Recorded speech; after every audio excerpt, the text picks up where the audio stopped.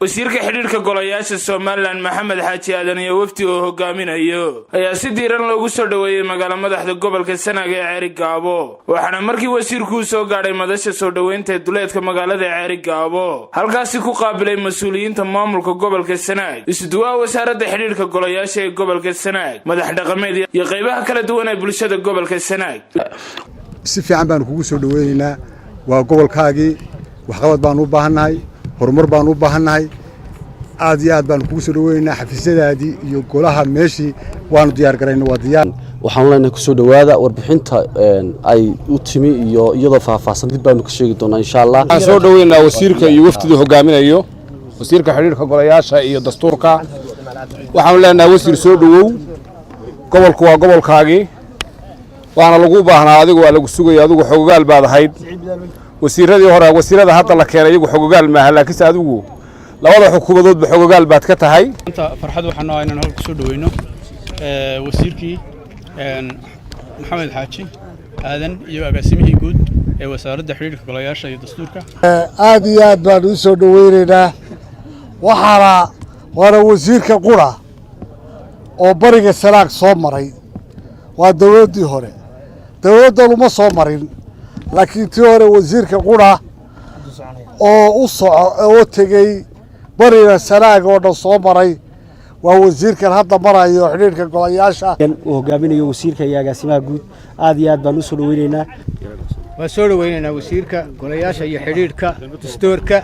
aad iyo aad baan ku soo dhaweynaynaa anagoo ku hadlayna magaca madax dhaqameedka waxaan ku soo dhaweynaynaa wasiirka golayaasha iyo dastuurka iyo wafdigiisa waxaanu leenahay soo dhawaada wasiirka wasaaradda xiriirka golayaasha Maxamed Xaaji Aadan ayaa dhankiisa bulshada iyo mas'uuliyiinta gobolka Sanaag uga mahad celiyay sida ay ugu soo dhaweeyeen xarunta gobolka Sanaag ee magaalada Ceerigaabo waxaana wasiirku ka hadlay gacan ku dhiigle habeenkii xalay dil ku geystay deegaanka Dararweyne ee degmada Ceelafweyn isagoo xukuumadda iyo dhinaca dhibaatada geysatayna ugu baaqay inay si dhaqso ah u soo qabtaan gacan ku dhiglaha falkaasi geystay